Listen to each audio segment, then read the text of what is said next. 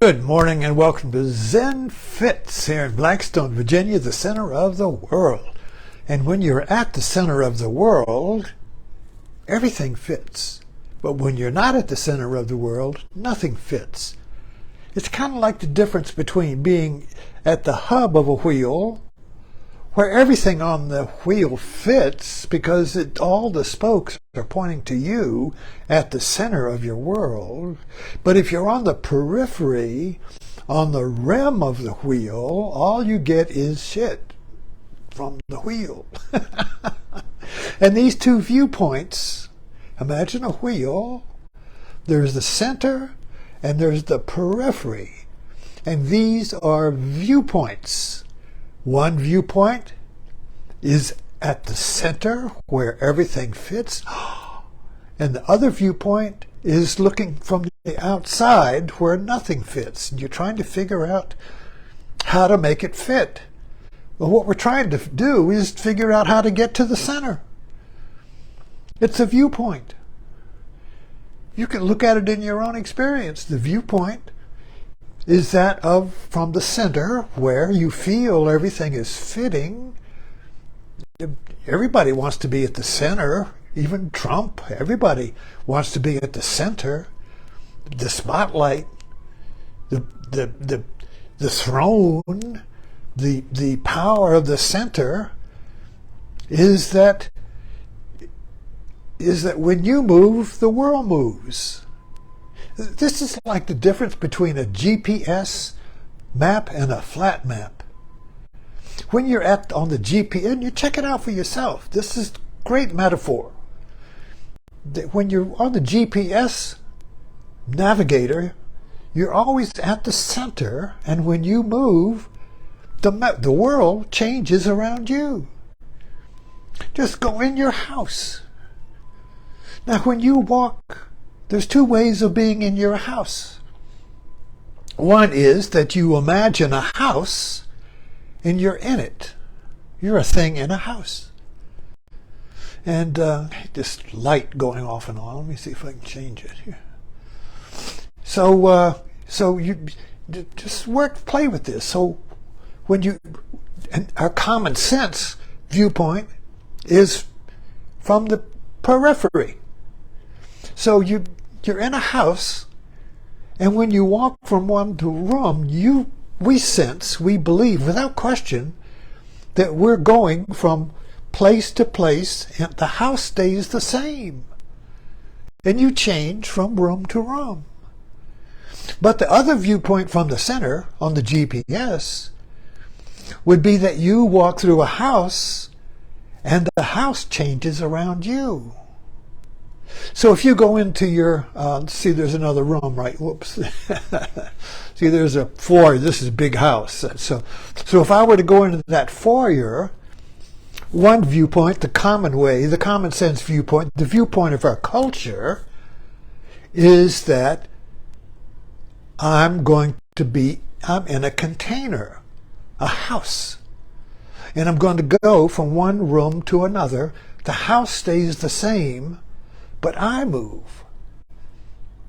But the view from the center, and this is Buddhism, by the way, Zen particularly, non-dualism, or I don't want to get into that. But anyway, the view from the center is that I remain the same, but the house changes. So if you're in, like I'm in this room right now, and it's real, I know I'm in this foyer. It's real, and I know there's a kitchen. The kitchen's real, but there's a difference, a vital difference between the reality of this room and the reality of the kitchen, which is a memory. I know the kitchen's there because I remember it, you see. So there's kind of an abstract kitchen. It's not real. This room is real. I don't doubt that I'm in this foyer right here, you see. This is real.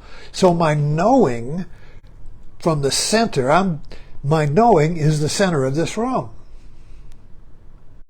I know this room is real because I know it. I'm the center. Then I go to the kitchen, and I know the kitchen is real, and this room is a memory. So there's a difference between the reality of the place I'm in and the reality that I imagine, because I remember it. If I had never been in this house before and I was in this foyer, I would not know the kitchen. I'd never been in it. I would assume, though, does the house have a kitchen? Does the house? Oh, yes, we have a nice kitchen. Well, let me see it. So I go into the kitchen.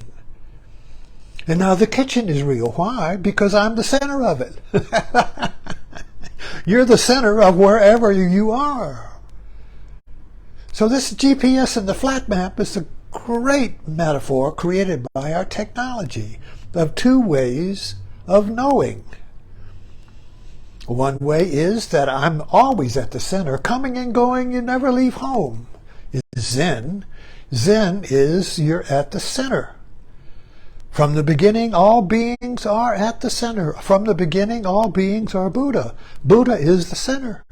Buddha is the center of knowing. I am. I am the center of knowing. I am the one knowing. I bestow reality on where I am. I know I know something is real when I am that something. When I am knowing it, you see. My knowing makes it real. But at the same time, there's the other viewpoint, which is also real in the sense that it's the common viewpoint of our Western world. It's the common, we just assume this viewpoint, that the world exists outside of me as something substantial, and I'm a visitor. I'm an alien. We feel like that. I'm an alien in my own world. I'm a visitor. I'll be here for a while, then I'll go. But the world will remain. And I imagine, oh, what will the world be like when I'm gone? Well, it won't be there. In other words, you are the world and the world is you. You see, so this knowing exists before the world. Knowing. Not knowing something, I know the room, but the knowing of the room is I am this center. This center. And this is what when Buddha awoke, he said, I alone am the most honored one. Now we think that, oh, what an egocentric that guy, what a narcissist that guy is. He's not talking about that. He's talking about a shift from being on the outside looking at things. In other words, if you look at this, so look at this martini glass. Oh, okay, well, when you look at it, this is it. I say, look at it. Look at it. So where are you when you're looking at it? Where are you when you're looking at it? There's it right there. Look at it. But where is I? I is outside of it.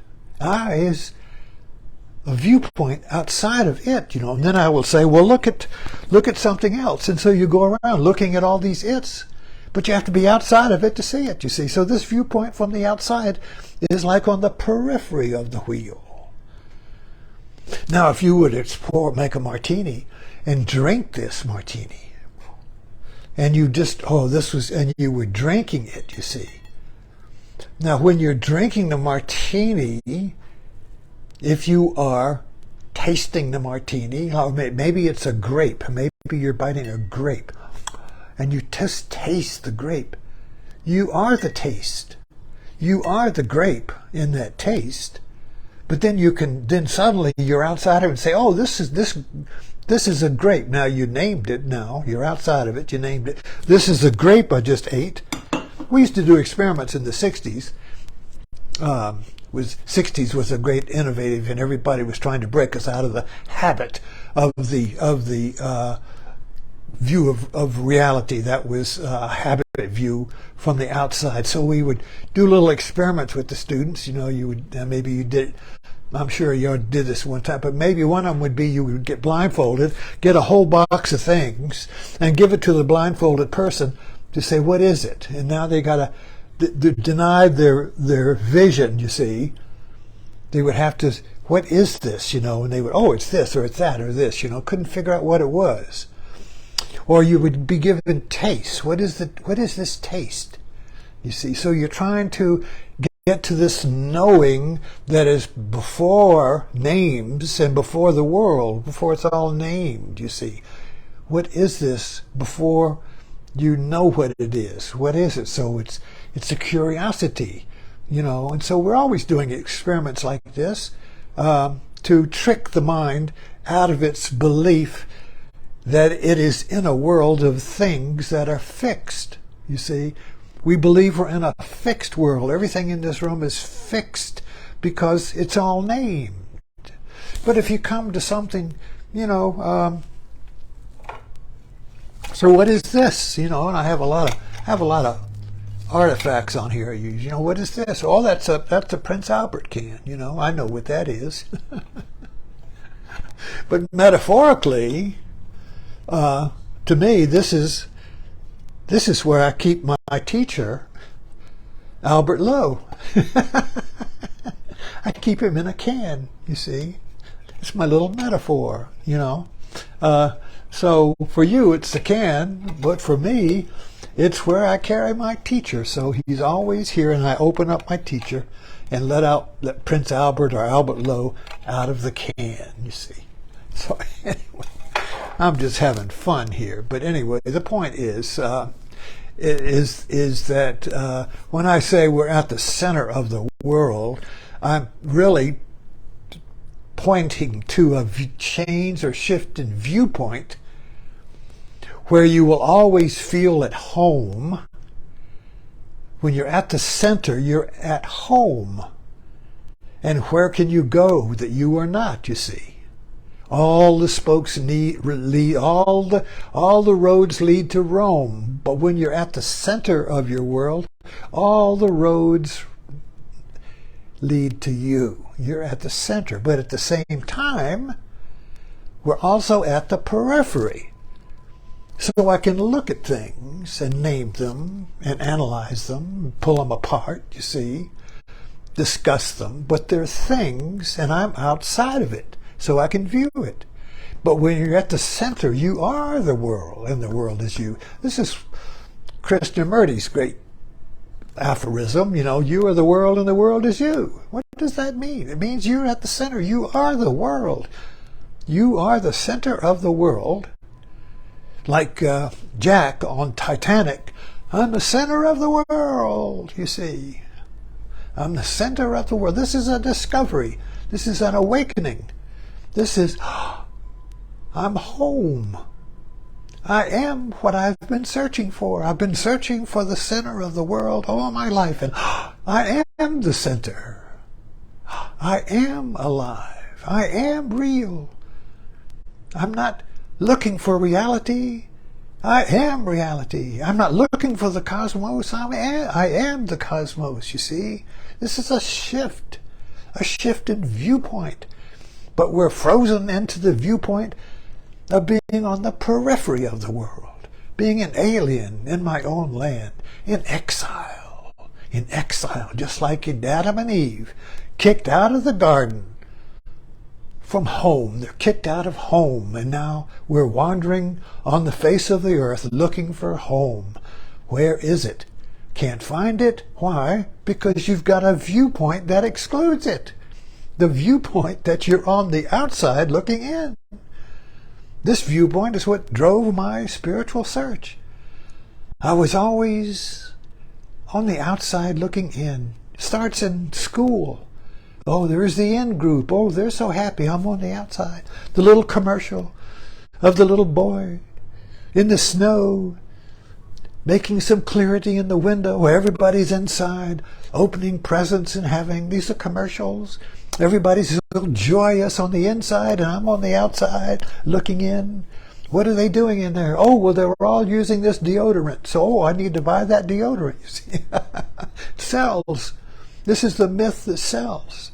The myth that you're on the outside and that the good world, the good times are on the inside, and you want to know how to get in there. I want to know how to get home, so I buy stuff. I buy politics, I buy products, I buy anything to get on the inside, to be on the inside, to be in the center, to be home, you see. Anyway, thanks for dropping in.